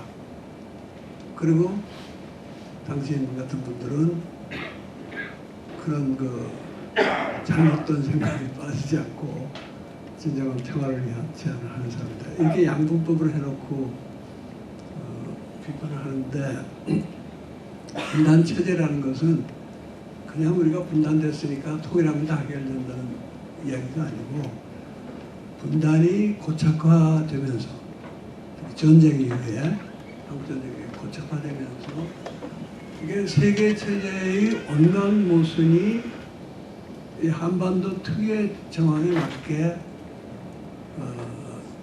쌓인 것이 분단 체제라 이렇게 보거든요. 그러니까 분단 체제를 극복한다는 것은 그냥 통일만 해가지고 되는 일이 아닙니다. 지금 말씀하신 분단보다 더 큰 문제들이 분단과 결합해서 한반도 특유의 또는 대한민국 특유의 방식으로 작용하고 있는 것을 하나씩 지혜롭게 허물어 가는데 그걸 하기 위해서 평화가 필요하고 평화공존이 절대로 필요하고 그 점에서는 평화공존이 우선적으로 필요하다는 건 저도 최장집 교수하고 완전 동의해요. 평화공존이 필요하고 갑작스러운 통일이 아니라 지금 말씀드린 것처럼 남북연합이라든가 이런 걸 만들어서 차근차근 우리가 그걸 극복해 나가는 것이 중요하다 하는 이런 얘기거든요. 그리고 통일이 된다 하더라도 이 모든 문제가 해결되는 게 아니다. 왜냐하면 분단 체제가 세계 속에서 다양한 한반도 이렇게 따로 있는 완결된 체제가 아니고 세계 체제의 온갖 모순들이 한반도를 중심으로 작동하는 하나의 현실이 분단 체제이기 때문에 통일이 된다 하더라도 세계 체제의 근본적인 문제는 세계 체제 자체가 바뀌기 전에는 있는 겁니다. 그러나 우리 한국이나 한반도에서 옛날만큼 그게 심각하게 작용하지는 않을 테니까 일단 우리가 그걸 향해서 나가자는 얘기고요. 남쪽의 위협에 대한 북의 입장에서 오히려 남쪽의 위협을 줄이는 방법이 영구적인 분단을 해가지고 서로 평화 공존을 하는 게 좋지 않겠냐 하는 건데 첫째는 이제 그런 게 바로 내가 말하는 탁상 공론이고요. 거기서 그걸 하겠다는 것도 아니고 현실적으로 가능한 것도 아닌데 서로 영구 분단해가지고 서로 존중하고 침략하지 않고 서로 도우면서 사이좋은 이웃으로 살면은 좋지 않겠냐 하는 그거는 온갖 현실적인 문제를 다 빼고 그냥 해보는 얘기라고 저는 봐요. 우선 헌법, 대한민국 헌법에도 어긋나고 국적의 뭐 노동당 교육이라는 건 모든 기존의 그 노선에 어긋납니다. 통일을 완전히 포기한다는 것은. 현실적으로 너무 서두르면 안 되니까 미뤄두자 하는 거는 좋지만은 통일 포기한 이제 우리 대한민국 헌법에 통일에 관한 조항이 몇 개 있는데요. 그 중에 하나는 제3조의 그 영토 조항 있잖아요. 그거는 통일, 그러니까 대한민국의 영토는 한반도와 그 부속 도서로 한다. 이거는 사실은 정말 평화에 위협이 될 수 있는 조항이에요. 그래서 최 교수는 이번 판문점 선언으로 인해서 그 조항이 무력화됐기 때문에 이제는 통일 없는, 통일의 가능성이 배제된 평화를 추구하면 된다, 이렇게 보시는데, 우리 헌법조항에는 영토 조항과는 또 다른 통일 조항들이 있습니다. 더 분명하게 대한민국 평화 통일을 제한한다. 대통령은 평화 통일에 의무를 지닌다. 또 헌법 전문에도 있습니다. 근데 그거는 판문점 선언으로 인해서 무력화가 된 게 아니라 3조를 효력을 정지시키는 대신에 이 평화통일 조항은 더 우리가 굳건하게 지켜나간다 하는 게 이번 판문점 선언이고, 과거의 14선언이고, 또 과거의 6.15 공동선언이고, 더 멀리 올라가면은 박정희 대통령이 만든 7.4 공동성명, 노태우 대통령이 만든 남북기본합의서, 전부 그 얘기예요. 그리고 판문점 선언으로 영토 조항이 무력화됐다는 것도 그것도 잘못 본 거예요. 저 같은 사회과학 전문가도 아는 사람도 아는 뻔한 사실을 간과한 겁니다. 뭐냐? 그 영토 조항이 무력화된 거는 1991년 9월에 남북한이 유엔에 동시 가입하는 순간 그게 무력화됐어요. 왜냐면 유엔 회원국끼리는 서로 존중하고 영토 한번 존중하고 영토를 존중하고 침략 안 하고 그런 건데, 그러면은 북이 실효적으로 지배하고 있는 그쪽은 우리 헌법 제3조에도 불구하고 우리가 인정한다는 거 아닙니까? 그래서 이미 91년에 무력화됐어요. 또 하나 우리가 잊어서는 안 되는 것은 91년 9월에 그 유엔 동시 가입을 해놓고 91년 12월에 남북기본 합의서가 체결되는데, 그때 뭐라 그랬냐면은 국가남의 관계는 나라와 나라 사이 관계가 아니라 통일을 지향해 나가는 과정에서 잠정적으로 형성되는 특수한 관계다, 이렇게 말했습니다. 그걸 바꿔 말하면은 헌법 제3조는 효력을 상실했지만은 평화통일 조항은 엄연히 살아있다, 그걸 추구하겠다 하는 것이었고, 저는 이제 그게 벌써 그게 국가연합의 씨앗이 있다는 거예요. 두 나라가 별개의 주권 국가로서 유엔 회원국에 가입이 됐는데, 자기네끼리는 우리는 완전한 남남은 아니고 특수한 관계에 있다고. 그게 국가연합 아니고 뭡니까? 그래서 아까 내가 14선언 때부터 낮은 단계 국가연합 건설 작업이 시작됐다 이런 말씀 드렸지만은, 그 원리는 기본합의서에 이미 담겨있죠. 제가 이게 탁상공론이라고 말하는 아주 직접적인 이유는, 그리고 참 누구나 그건 쉽게 알아들을 수 있는 얘기는, 평화체제 하려면 비핵화해야 되잖아요. 그런데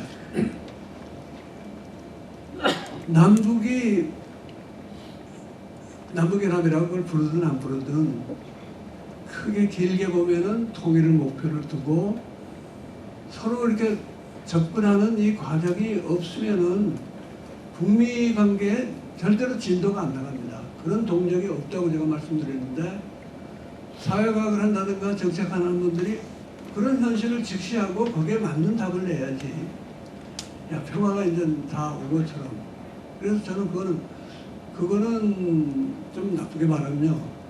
본인은 뭐 그분들이 그렇게 의도했다는 건 아니지만, 야, 이제 좀 살만해졌으니까, 비핵화 문제가 아직 남았지만, 그 미국한테 맡겨가지고 미국이 북을 압박해서 해결하도록 하고, 남북관계는 통일부에서 하지 말고 이제 외교부에서 하고, 정치나 뭐 이런 거는 정치인과 정당인이 할 테니까 국민들은 좀 가만히 있어라 하는 얘기로 들립니다. 근데 뭐 그거는 다소의 그 이데올로기적인 분석이지만은 더 분명하게 제가 말씀드리는 것은 비핵화를 해결하는 방책을 못 내놓으면서 무슨 평화 체제를 얘기하는 겁니까? 그거는 저는 그야말로 탁상 공론의 그런 것입니다.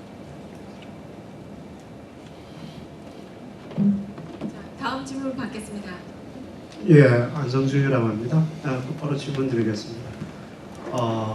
지금 현 정부에서 추진하는 방향으로 통일이 진행될 때 연합 국가 형태라든가 무슨 새로운 국가 형태를 말씀하셨는데 어떠한 국가 형태가 생기든지 간에 그 새로운 국가 형태가 중국 쪽에 가까워질 것인지 아니면 미국 쪽에 가까워질 것인지 아니면 중립적인 입장을 취하는 것이 가능할 것인지 어떤 이런 사실관계를 우선 말씀해 주시고요.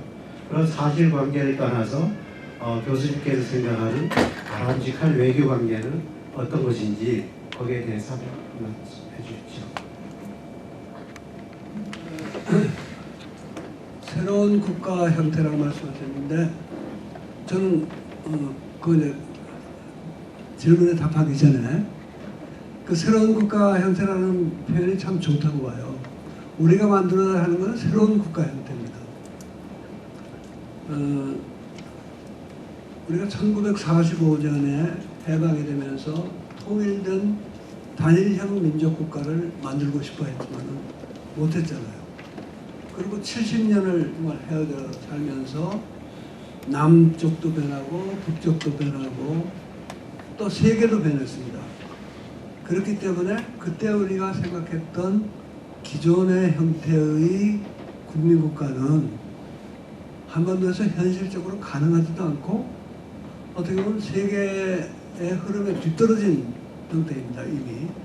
이미 국민국가의 그 절대적인 성이라는 게 뭐 여기저기서 무너지고 있고 지역 연합도 생기고 또 국가 내부에서는 여러 가지 네트워크 형태로 국가 형태가 바뀌고 있습니다. 그래서 우리가 남북이 재통합하는 과정에서 낮은 단계 연합에서 시작해서 점차 그 결합의 수준을 높여가야 되긴 하지만은 최종 목표를 그때 우리가 만들고자 하다가 못 만들었던 그런 옛날식 국민국가가 아니고 그야말로 새로운 국가 형태를 지향해야 합니다.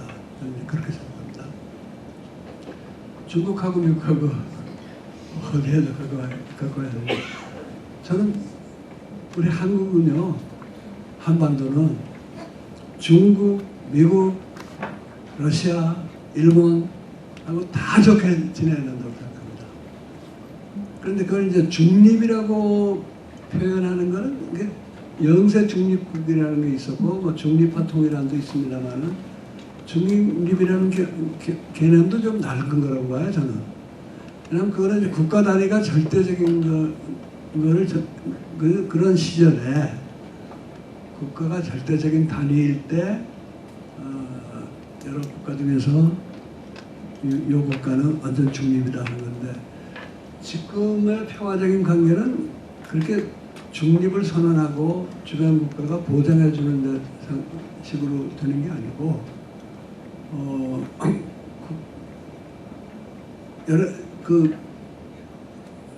여러 국가하고 설린 관계를 맺으면서 주민들 간에 또 연대와 소통이 활발해져가지고 서로 전쟁을 할 수 없는 그런 상태로 그런 지역적인 연대관계로 가는 게 중요하다고 생각하고요. 지금 남쪽은 사실은 미국의 영향력이 너무 크기 때문에 이거는 이 관계는 조절을 해야 된다고 봅니다. 근데 우리가 남북이 연합을 하고 북미 관계가 좋아지고 그리고 미국이 한국에 대해서도 그야말로 예속관계, 주정관계처럼 그렇게 나오지 않고 그 태도가 바뀌면은 저는 미국이야말로 한국하고 아주 친해야 될 나라거든요. 그러니까 우리가 미국하고는 진짜 친해야 된다고 봅니다. 미국이 선진 문물이 있고 뭐 여러 가지 좋은 점이 있다는 것도 있지만은 강대국 정치에서 미국은 제일 멀리 있잖아요. 그래서 지금은 한국에 군대 주둔하고 뭐 이게 분단 상태에서 남한을 꼼짝 못하게 만드니까 그래서 우리가 뭐 국내에서 미국 비판도 있고 그렇습니다만은 그런 상태에 벗어나면은 중국과 러시아와 일본과도 물론 잘 지내야 되지만은 더 멀리 있는 미국하고 또 잘 지내는 게 오히려 그때 가면 더 중요해질 거 아닌가 그런 생각. 질문, 예, 최민석 위원장님께서 질문해 주시겠습니다. 예, 교수님 영광입니다. 전화로만 듣다가 드디어 이렇게 뵐 수 있는 기회를 주셔서 감사합니다. 제가 두 가지 질문을 드리고 싶은데요. 첫째는 교수님께서 스스로를 문학평론가라고 말씀을 하셨는데 거기에 대해서 제가 질문 하나 드리고 싶습니다. 창비를 처음 66년에 이렇게 창간하실 때 그때 첫 쓰신 그 글에 그 글이 순수문학과 참여문학, 경향문학에 대한 그런 말씀을 하셨거든요. 그래서 일제시대에 또 우리가 해방 후에 그 참여문학이 이렇게 금기시되고 순수문학으로만 흘러갔던 그런 문학계의 그런 모습에 대해서 교수님이 이제 새로운 지평을 열어야 되고 문학계의 방향을 잡아야 된다는 그런 이제 논지로 글을 쓰신 걸 읽은 적이 있는데요. 현재 상황에서 문학계는 그러면 많이 발전했으니까 이제 교수님이 원하시던 그 방향으로 간 겁니까? 그게 첫 번째 질문이고요. 두 번째 질문은 김영삼 정권이 이제 IMF를 통해서 나라를 말아먹고 바로 정권이 바뀌면서 김대중 정권이 나라를 다시 세우는 걸 보았는데 그렇게 정권이 하나 바뀌면서 경제가 이렇게 확 바뀌는 건 사실 흔치는 않더라고요.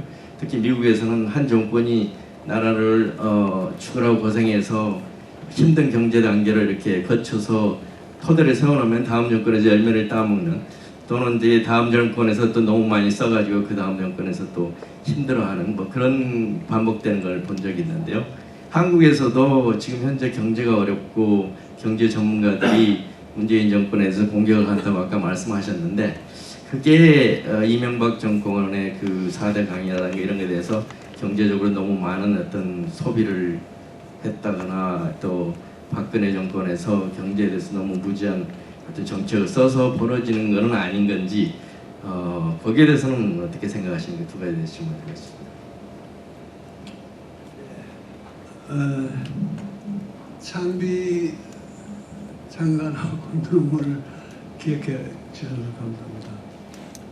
저는 자세하게 기억은 못합니다만은 그때 참여 순수 논쟁이라는 게 있었는데 창비는 크게 보면은 이제 참여 쪽이었죠.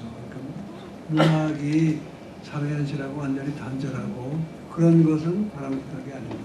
근데 그런 걸 참여 문학이라고 그때 부를 때니까.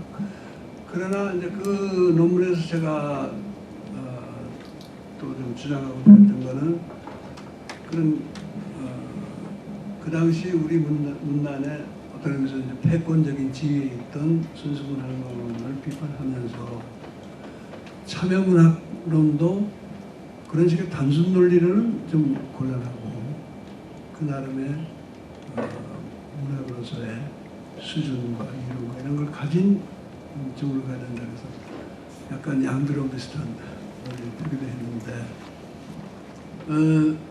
지금은 논리로서는요 그 옛날식의 순수문학론을 주장하는 사람들은 거의 없습니다. 그런 점에서 발전이긴 한데 다른 한편으로 그때 그 순수문학 주장하는 사람들이 순수문학의 이름으로 문학을 진짜 중요한 현실 문제로부터 문학을 떼어내고 어떤 의미는 사회의 기득권 구조를 옹호하고 또 독자들의 각성을 도와주지 못하는 어떤 의미에서 적극적으로 방해하기도 하는 그런 경향은요 요즘 뭐 더하면 되지 덜하지 않다고 저는 생각해요. 그래서 근데 그 논리가 훨씬 더 정교해지고 약간 이성적이 됐다고 할까? 그렇기 때문에 원래 창비가 하고자 했던 문학을 우리가 계속하기 위해서는 그런 그 더 복잡하고 좀 아리까리한 논리를 정확하게 짚어내고 격파할 수 있는 그런 비평적인 능력도 있어야 되고 무엇보다도 그러한 논리에 휘둘리지 않는 작품들이 많이 나와야 되는데 작품의 경우는 저는 만족스럽다고 할 수는 없지만 그래도 또 한국 문학 뭐 다 죽었다느니 이렇게 말하는 사람들 거기에는 동의 안 합니다. 계속 좋은 작품들이 나오고 있고 정말 성실하고 훌륭한 작가들이 많이 있다고 생각합니다. DJ 정권에서 큰 경제의 변화가 있었던 건 사실인데 그게 다 잘 된 건 아니었죠. 그리고 또 그렇다고 잘못된 거에 대한 책임이 DJ 정권에 있는 것도 아니고요. 그 IMF라는 비상사태가 됐으니까. 그래서 한편으로는 IMF가 강제로 불가한 변화가 있고 다른 한편으로는 또 우리가 개혁을 위해서 IMF의 그런 요구에 편승해서 이룩한 개혁도 있고요. 그리고 뭐 개혁을 한다고 해서 도저히 못한 것이 있는데 대표적인 거는 재벌 제도라든가 개편은 좀 있었지만 그래서 그 경제 민주화의 과제가 계속 남아 있었던 거죠. 그리고 국민들도 그걸 그 필요성을 느끼다 보니까 박근혜 씨 같은 분이 대통령 선거할 때는 자기가 경제민주화 하겠다고 그걸 제일 큰 슬로건으로 내세웠잖아요. 국민을 속이고 집어넣는데 경제민주화 능력도 없고 의지도 없고 경제가 지금 말씀하신 대로 전 정권에서 경제가 더 망가진 것도 사실이에요. 지금 청년 실업 부재라든가 뭐 일자리 만들기 위해서 정부가 예산을 많이 투입하고 있습니다만은 그게 국회에서 가면은 반드시 그 이제 걸리거든요. 예산 심의 때. 그런데 쉽게 생각해서 4대 강에 들어간 돈만큼만 들어가면은 이게 훨씬 편해지는 건데 4대 강 하던 사람들이 거기에 대한 책임 의식은 없고 지금 그 발목을 잡고 있는데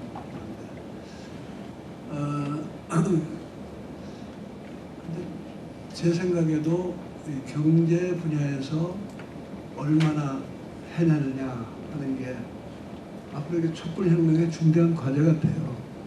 근데 그거를 앞서도 말씀드렸지만은 당장에 뭐 고용률이 어떻게 나오느냐, 정부 재정 지출이 얼마나 커지느냐 하는 이런 테크니컬한 문제에 집중하다 보면은 결국은 전문가랍시고 정부가 그런 식으로 관리해서는 안 되고 더 옛날식으로 돌아가야 된다는 그 전문가들하고, 아니면 또 전문가랍시고 자기 그 공부한 이론에 해가지고 무조건 그대로 안 하면 정부를 때리는 또 진보적인 학자라는 겁니다. 그 사이에 끼어가지고 애먹을 가능성이 있는데, 노무현 대통령도 그렇게 이제 협공을 당해가지고 실패했다 하는 얘기가 문재인 대통령의 그 저서에 나옵니다. 그러니까 그게 문제라는 걸 대통령 알고는 계세요. 근데 그때에 비해서 사실은 외국 환경이나 이런 건 훨씬 안 좋고요. 또 우리 경제의 펀더멘털이라는 것도 많이 약화되어 있습니다. 그때만 해도 제조업 같은 게 잘 나가고, IMF 때도 금융 위기였지 사실은 그게 전면적인 경제 위기는 아니었기 때문에 그럴 수 있게 된 건데, 지금은 그런 점에서도 여건이 훨씬 나쁩니다. 반면에 여건이 좋은 면은 하나는 남북관계가 풀리고 있기 때문에 분단으로 인한 그 여러 가지 소위 분단 비용이라는 게 줄어들고 있고, 특히 이제 남북 경협이 더 진행이 되면, 쉽게 말해서 지금 건설업이 굉장히 고전하고 있지 않습니까? 옛날같이 그런 건설 많이 못하니까 건설업은 금방 살아날 수 있어요. 북한도 진출만 할 수 있으면.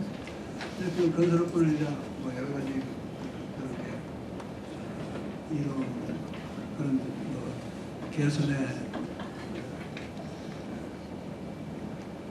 전망이 있고, 또 한 가지 유리한 점은 그건 이제 우리 하게 달렸습니다만, 김대중 대통령 같은 분은 사실 DJP 연합이라는 정략적인 저걸로 집권을 했기 때문에 할 수 있는 일이 참 굉장히 제약이 됐습니다. 그런데 문재인 대통령은 촛불 혁명의 힘으로 대통령이 됐기 때문에 우리 촛불 시민들이 이런 경제 문제에 대해서도 좀 제대로 프레임을 짜고 제대로 노력을 하면 김대중 대통령보다 또 노무현 대통령보다도 훨씬 더 많은 일을 할 수 있지 않을까, 저는 그렇게 생각합니다.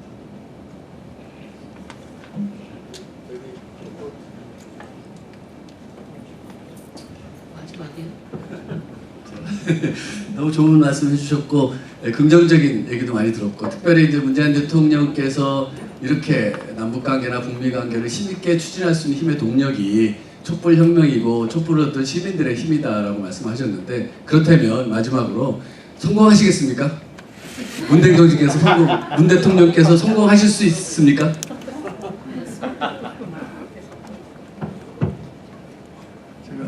제가 예언가가 아니니까 성공하신다 못하신다 이렇게 말은 못하지만은 이미 많은 일에 성공을 하셨고 앞으로 더 많은 성취를 이룰 가능성이 꽤 높다, 그 정도로 말씀드릴 수 있고요. 그렇게 되시기를 바라고, 더 중요한 것은 우리가 그렇게 만들어야죠.